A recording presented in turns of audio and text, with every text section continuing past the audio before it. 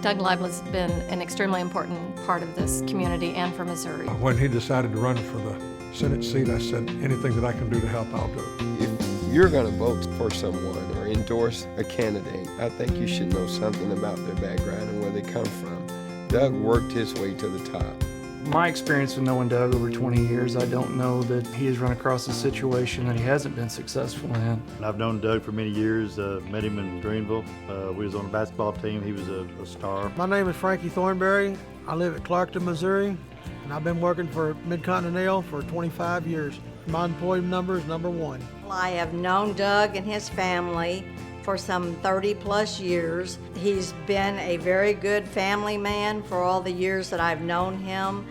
Doug cares about people, and Doug have always been a behind-the-scenes kind of guy. I have a slogan, teamwork makes the dream work. That's what he has shown and proven over the years. We started making nails for our pallet factories, and they were so good, everybody got to asking about them, and it just started growing from there, and it just kept on growing. The whole entire time I've been here, it's just getting bigger and bigger. I see Doug, he comes through here and tells me how good a job I'm doing and everything, and I really appreciate that. I think he's got a good personality, he's likable. I know they have been very successful with Mid-Continent Nail for years and have employed a lot of people, has earned a reputation for honesty and fair dealings over the years. You know, no one gave him anything. He had to work for it. And it's one thing to have the best, but it's something else to make the best of what you have. And when you start at ground zero and work your way up, well, Doug's a fine example of a hard worker, and it pays off at the end. What he says he'll do, and that's what I like. See somebody to go for it and don't give up. I like the idea that we could have a politician that understands business and the day-to-day grind of business, plus the understanding that sometimes you have to make a decision and it doesn't matter who gets the credit for it. He started in Poplar Bluff with a very small business and has, through the years, has stepped on up to the plate to a very large business, been very successful through the years that I've known him here in Poplar Bluff. They may see you in your glory, but they don't understand your story. And there's a story that follows Doug Libla. From my perspective as a banker, one of the most important things is the fiscal responsibility, because I think people have to be fiscally responsible in their personal life, and they need to be fiscally responsible in government as well, and he's done that. He's proven that he can grow a small business to a large business, and he's proven that he can employ people and he can keep people employed even when a lot of jobs are going overseas. He's managed to keep it in Missouri, and I think that's extremely important for our area, for our local community, and for my customers. He is a good Christian man. He understands the philosophy of doing to your neighbors as you would have them do to you. From my standpoint, I check the heart out, and Doug's a fine Christian man.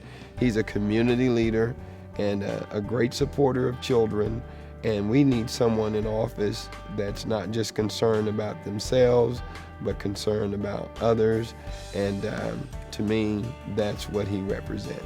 He understands Missouri, he understands business in Missouri, and that's going to be very important for people of Missouri, especially with our economy the way that it is. And he's also a very generous man with his time and his talent. He's got a lot of integrity, which you don't always see in politicians. So I think that all of those things will make him a great candidate for the state Senate.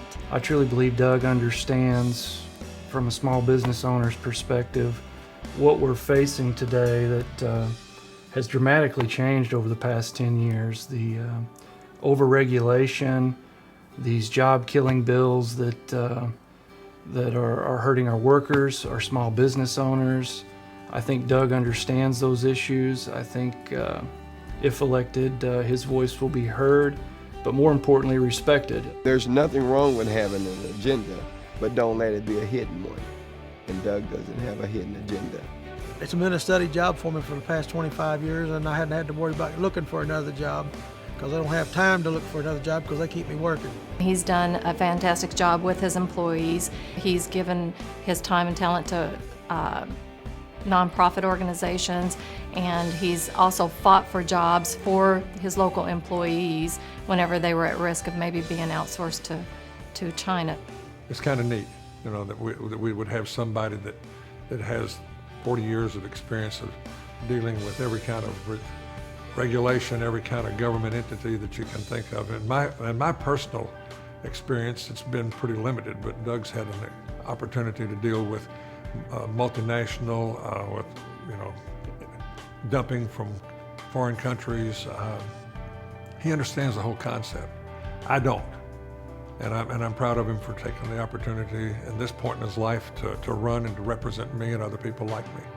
I feel like Doug is honest, and what he says comes true. He's provided a much-needed economic boost for our area, and as a senator, I expect him to do even more. He stands behind what he believes, and I respect a man like that. For me personally, I don't know anybody that has given more time than Doug has over the past 20 years that I've known him. I don't think I know of anyone that would be better as far as being an innovative leader of this community. He's been a major player and supporter with Boys and Girls Club and just helping kids, you know, that's in need. And I think that's our most precious commodity today, is our children. And to have someone that will invest in kids is so important in this day and time.